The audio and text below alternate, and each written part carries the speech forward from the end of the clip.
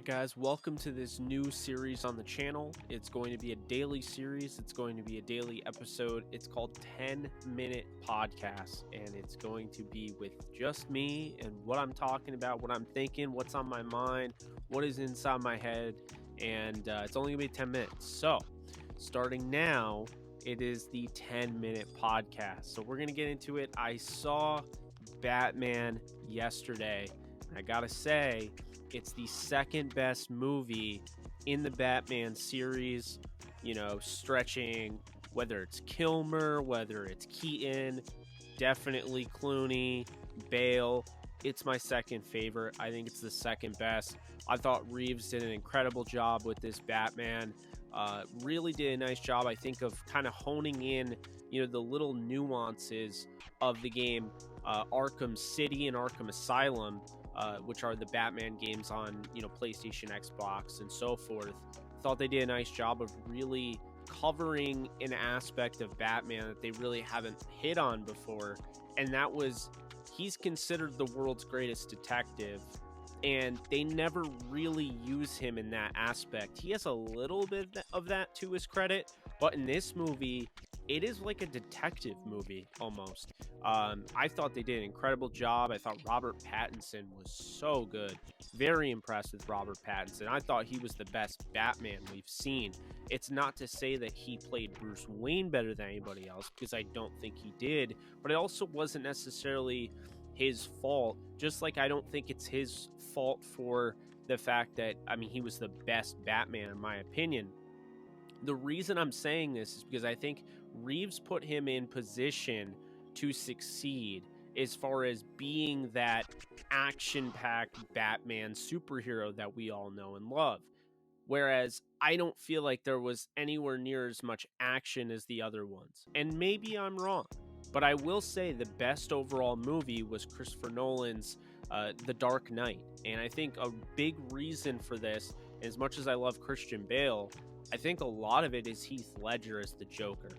Now, this movie is using characters like the Riddler, Penguin, and I don't want to spoil anything, of course, but you're seeing those characters.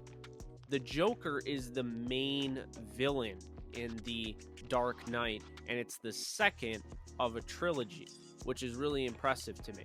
I wasn't a huge fan of Batman Begins. I don't think it's terrible. I don't think it's bad, but I don't think it's anywhere near on par of The Dark Knight, which honestly could have worked by itself. Like, it's like a Scorsese-like film. There's so many different nuances to that film, and that's why, to me, I feel like that is the best of all the Batman films. But the fact that the Batman is number 2 says a lot. Reeves' vision is spot on. I think this is going to go over well. I love Jeffrey Wright as the new Commissioner Gordon. I thought he did an incredible job, and they always find good Commissioner Gordons, whether it's the one on Gotham or Pennyworth, that HBO series that's now on HBO Max, or even talking about Gary Oldman and how great of a Commissioner Gordon he was in the Christopher Nolan trilogy. Now, on top of that, I thought they found arguably the best Catwoman, and that was Zoe Kravitz. I think Zoe Kravitz was phenomenal in her role. I felt like she was very interesting, always on my mind. Really felt like Catwoman had a legit role in this film. You'll have to see it. Colin Farrell as the Penguin, though, stole the show.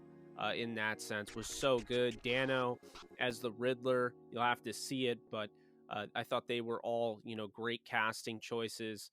I just really like the direction that this Batman series is going into, and so I'm excited for the future of, and hopefully it is going to be kind of a Batverse and focus a little bit less on trying to copy Marvel and trying to play catch up on the Avengers, with trying to force the Justice League into working and instead focus on the Batverse. Because when you look at all of what's to come, with Batman, if you know the villains, I can name a bunch of them off the top of my head. Joker, Killer Croc, you have Scarecrow, you have Solomon Grundy, you have Ra's al Ghul.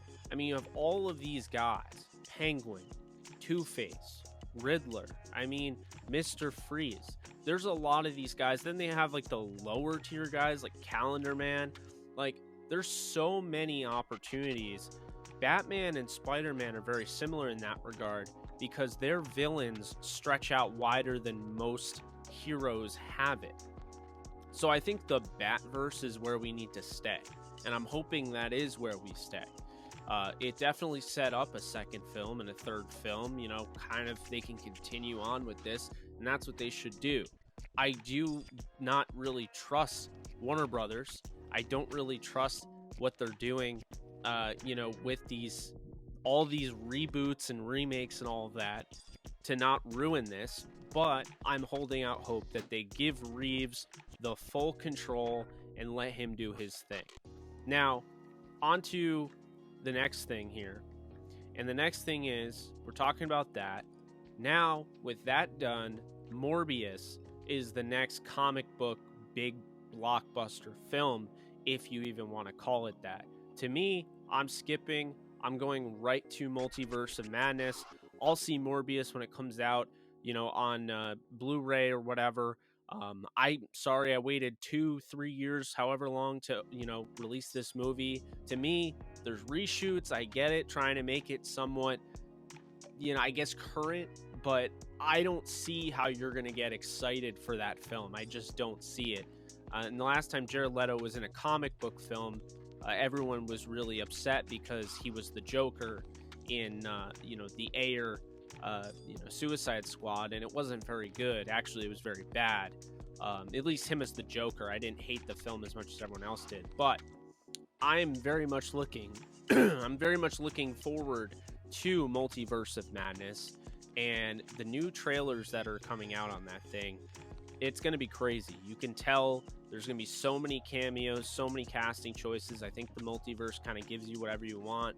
So with that said, cannot wait for that.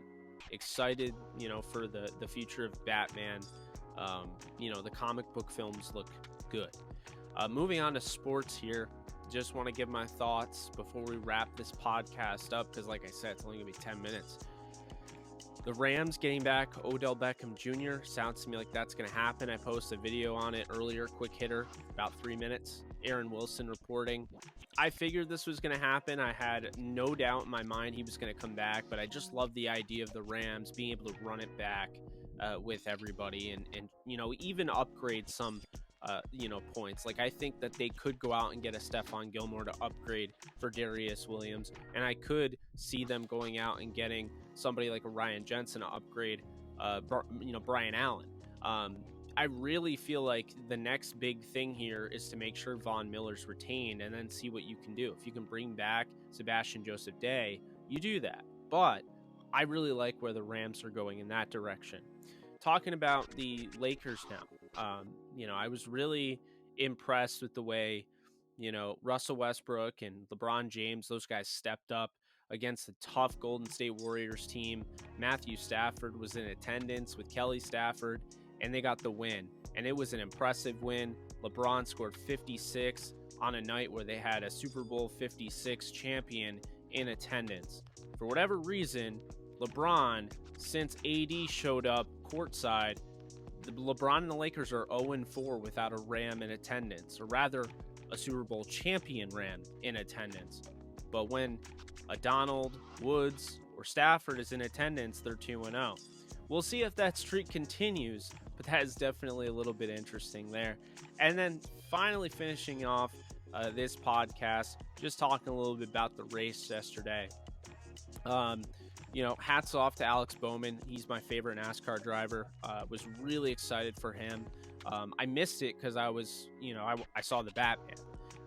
But I actually rewatched the race, and I gotta say, I was really impressed with Ross Chastain, who's, one of the lower tier drivers, very small racing company.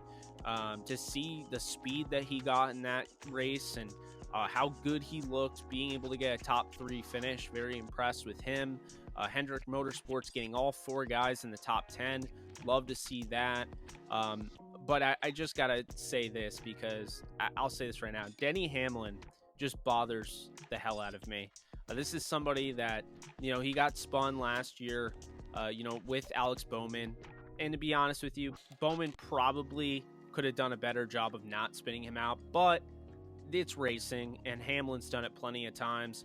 Hamlin called him a hack last year. He said he was terrible, awful, whatever. He even cursed on national television. And then this time he comes out with a tweet after the race of Bowman winning saying they were the fastest car and there was a guy with the worst driver in it or whatever. I just think he's petty. He's won 46 races. He's raced 16 years, and he's so focused on Alex Bowman. Just tells you all you need to know. 28-year-old Alex Bowman tied Jeff Bodine for 9th all-time in wins with Hendrick Motorsports. And it just says a lot that Hamlin still doesn't have a title. He has as many titles actually as Bowman does, and the guy's still running his mouth at age 41. But that's all I have for this one. Appreciate you guys. This has been What's in My Head. What are my thoughts? I'll be doing this daily, so stay tuned for the next one. Later.